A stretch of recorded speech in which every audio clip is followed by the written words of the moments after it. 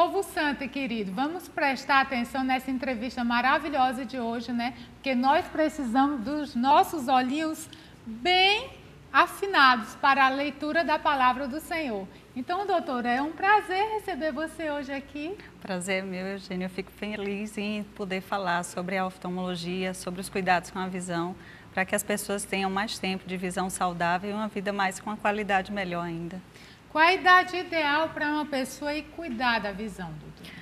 Olha, a idade ideal é desde quando você nasce. O primeiro exame deve ser feito logo nos primeiros dias, de preferência ainda na maternidade, mas se não possível, dentro das primeiras semanas, que é o chamado teste do olhinho, onde você avalia se a criança pode ter algum empecilho a atrapalhar o desenvolvimento da visão. E daí, em seguida, anualmente, uma visita ao oftalmologista para avaliar e prevenir algumas doenças que podem causar cegueira. Esse teste do olhinho, ele é simples? É uma simples lanterninha? Tem algum método especial? É um teste simples, é feito com um aparelho chamado oftalmoscópio, é indolor, a criança não vai sentir dor e você avalia por ele se a luz está penetrando até o fundo do olho. Se a criança tiver alguma catarata congênita, algum câncer, ainda nessa idade, pode ser operado e pode vir a desenvolver a visão de uma forma saudável sem ter um problema de cegueira. Na idade escolar, quando a criança começa a ser alfabetizada, como os pais podem identificar se o filhinho ou a filhinha está com problema de visão? É assim, pelo simples estudo.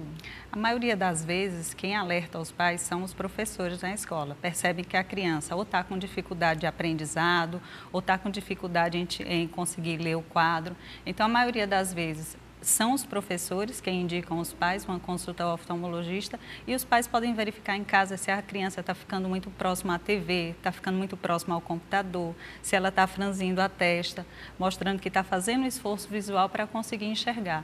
E um dos maiores alertas é que às vezes as crianças estão com problema de aprendizado e na verdade é um problema oftalmológico, é uma falta de um óculos para corrigir.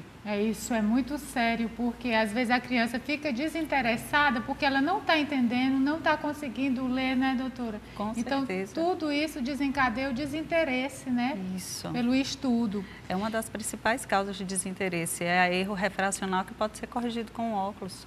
E nesses tempos de tantos computadores, tantas luzes, né, flashes de máquinas fotográficas, tudo isso afeta a visão, doutora?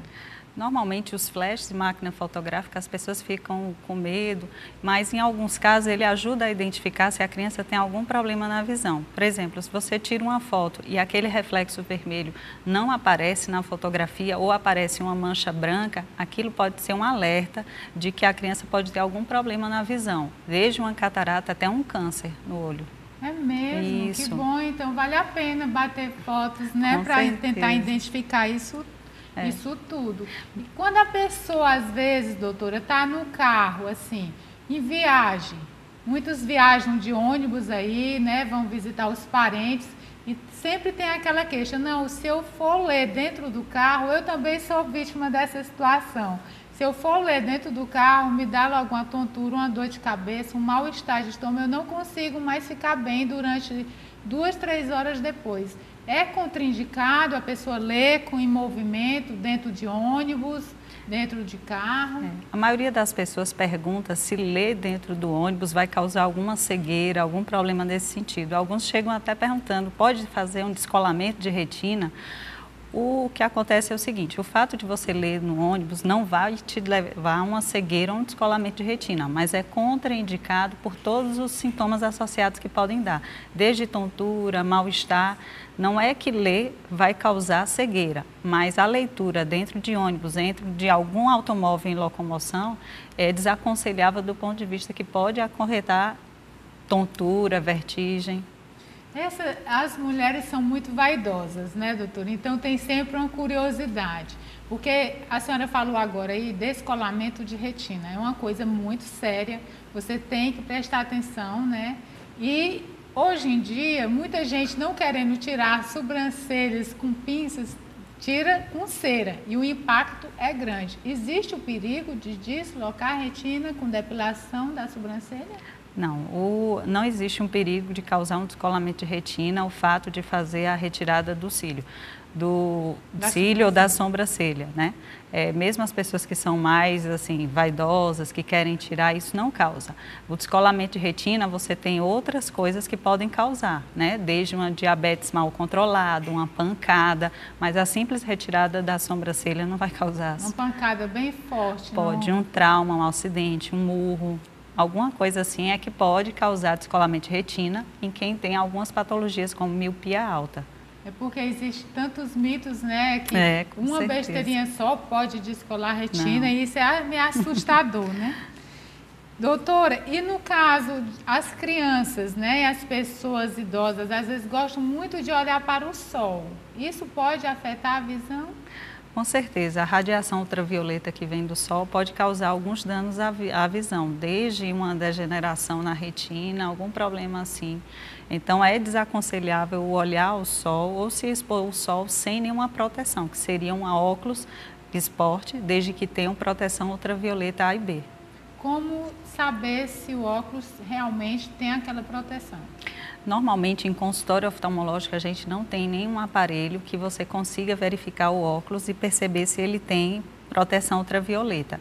Normalmente, em óticas grandes, eles têm esses equipamentos e aí também vai mais da confiança onde você está fazendo o seu óculos ou não, tá?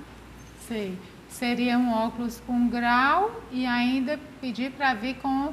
Eu posso chegar e dizer, olha, eu quero uma lente com grau, mas eu quero que venha o fator solar, proteção. É numérico também, como creme ou não? Não, normalmente ele já vem com a proteção única, contra raios ultravioleta A e B. Não tem uma numeração para dizer que esse é mais ou menos protetor. Mas sendo um pouco mais escuro, protege mais do que um óculos bem mais claro, não é, doutora? Com certeza, sim. Ah, que bom. Doutora, e a pessoa que nasce com o olho claro, ela é mais suscetível a ter doença na visão? A gente sabe que alguns olhos que têm a íris mais clara, eles têm alguma tendência a ter algumas patologias. Mas, por si só, não quer dizer que a pessoa com olho claro vai desenvolver aquela patologia. Eles têm propensão a ter determinadas patologias. Então, quando chega um paciente que tem o olho mais claro, então o oftalmologista já pensa que ele pode ter algumas alterações na retina. É o caso de, são pessoas que já obrigatoriamente têm que proteger mais os olhos do que quem tem o olho preto? Tem que ter um cuidado maior, com certeza. Maior, tem que ter um cuidado maior, uma atenção maior. E no caso de maquiagem, né? Porque existem muitas pessoas que têm verdadeiras alergias à maquiagem. Eu tenho inclusive uma parenta que ela é tão louca por lápis, por maquiagem, ela não se dá bem, que ela chega ao ponto de colocar colírios tipo corticoide, tipo assim, para poder usar a maquiagem. O que acontece é que as pessoas que têm alergia, normalmente elas têm alergia também a produtos que usam na região dos olhos, desde lápis, rímel, sombra, né? E o corticoide é uma das medicações que a gente usa para tratamento de alergia. Só que o uso de forma, assim, não acompanhada por um oftalmologista pode trazer alguns problemas, desde uma catarata até um aumento da pressão intraocular que pode causar um glaucoma. Então, o uso de corticoide tem que ser feito com acompanhamento oftalmológico, né? E o tratamento para esses pacientes que têm alergia com o uso de algum cosmético tem que ser acompanhado. Não tem só corticoide, tem outras medicações que a gente pode usar e pode lançar mão sem ter que entrar com a medicação mais agressiva. E é eficiente, resolve, porque se o olho repele, né? Se a visão da pessoa não aceita bem a maquiagem, é aconselhável a pessoa usar um colírio para poder usar a maquiagem? Não seria mais fácil abrir mão da maquiagem? Com certeza, se ela tivesse a opção, se não for profissionalmente indicado o uso da maquiagem, se ela puder ficar um tempo sem, é com certeza mais aconselhável do que usar uma medicação. Com certeza. Doutora, e no caso do glaucoma, com que idade é aconselhado uma pessoa fazer esse exame? O glaucoma é uma doença que a gente sabe que tem uma prevalência maior acima dos 40 anos. mas também é verificado que pode nascer crianças com glaucoma congênito. Então, a partir dos 40, todo mundo tem que fazer a medida da pressão intraocular. Mas desde a infância, naquele teste do olhinho, já é verificado se a criança tem uma chance de ter glaucoma congênito, que ela pode nascer com glaucoma. O tratamento é diferente. Mas todo paciente acima de 40 anos tem que ser avaliado a pressão intraocular para avaliar a chance dele desenvolver o glaucoma. Isso de quanto em quanto tempo? Anualmente. Anualmente? Anualmente. Quem tem história na família é mais importante, porque a gente sabe que o glaucoma tem uma ligação com a hereditariedade muito forte. Então, se você tem alguém na sua família, parente em primeiro grau, que tenha glaucoma, a partir dos 40 anos, a consulta oftalmológica e a medida da pressão intraocular é bastante eficaz para avaliar se ele pode ter um risco de ter glaucoma no futuro. Se trata de uma necessidade, com né? certeza, No caso já. É aconselhável a pessoa ler deitada, doutora? A gente sabe que alguns pacientes que têm algumas patologias como astigmatismo, ao ler deitado, ele tem um desconforto maior, tá? Então, não é aconselhável a leitura deitado de pessoas que têm algum erro alguma necessidade de óculos, que têm astigmatismo principalmente, que eles vão sentir um desconforto maior. Tá? Então, não é aconselhável, mas o fato de ler deitado não vai aumentar o grau do óculos, nem vai levar à cegueira uma pessoa que já habitualmente faz isso sem ter nenhuma queixa de tontura, dor de cabeça ou coisa parecida. Como identificar se você está sofrendo já uma pré-catarata? A catarata é uma doença que normalmente aparece com o envelhecer. A gente nasce no olho com um cristalino, que é uma lente natural. Com o tempo, ele vai como se estivesse acumulando proteínas, então ele vai se tornando opaco. Com o tempo, algumas pessoas diabéticas que fazem uso de corticoide para algum tratamento podem ter essa catarata antecipada. Então, o tratamento da catarata é cirúrgico, mas a partir dos 40 anos, quando começa o envelhecimento, a gente tem que tomar um cuidado, fazer uma consulta para ver se tem algum risco de ter essa catarata um pouco mais antecipada, que são algumas doenças como diabetes ou uso de corticoide. Tem alguma coisa que possa evitar, ajudar a evitar? Normalmente o paciente questiona muito se não tem nenhum colírio que evite ter catarata ou coisa parecida. Não existe nada que possa evitar. Se ela tiver que vir, ela vai vir. Mas desde que o paciente tenha um diabetes, ele pode controlar e ter essa catarata um pouco mais à frente. Doutora, foi muito bom todas essas perguntas, bastante esclarecedoras as suas respostas, mas eu vou ficando por aqui. Tem alguma coisa que eu possa ter esquecido de falar ou perguntar, senhora? Oi, Eugênia, eu agradeço o convite. Eu acho importante vocês lembrarem da oftalmologia, porque é uma coisa que dá qualidade de vida. Se você cuida desde cedo, desde a infância, desde a idade escolar e principalmente a partir dos 40 anos, que é quando surgem os problemas como catarata, aumento da pressão do olho, que podem prevenir e dar uma qualidade de vida melhor à pessoa. Desde a pálpebra caída, que pode estar causando algum problema, e você pode dar uma qualidade de vida a uma pessoa com mais de 40 anos e viver aí bem mais. Tem mais só uma perguntinha. Existe assim, postos no governo, na prefeitura, que façam esse tipo de exame do glaucoma para prevenir?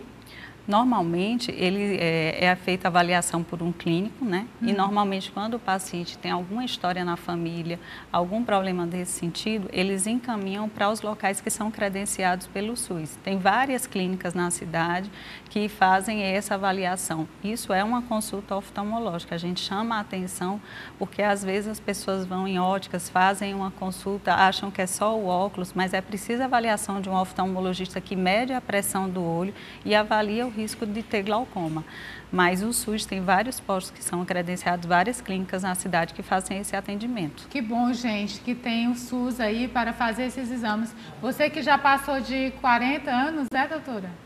Com quantos anos? Você que já passou de 40 anos, vale a pena você conferir a pressão do seu olho, porque você pode evitar cegueira, um grande sofrimento, uma cegueira, uma coisa. Então, em nome de Jesus, mulher, vá trabalhar na prevenção, vá se cuidar, vá fazer esse exame, o governo te dá esse exame, então vai lá, aproveita e vai fazer. Doutora, foi um prazer grande, muito obrigada pela tua presença aqui hoje. Eu que agradeço, eu estou à disposição para maiores esclarecimentos.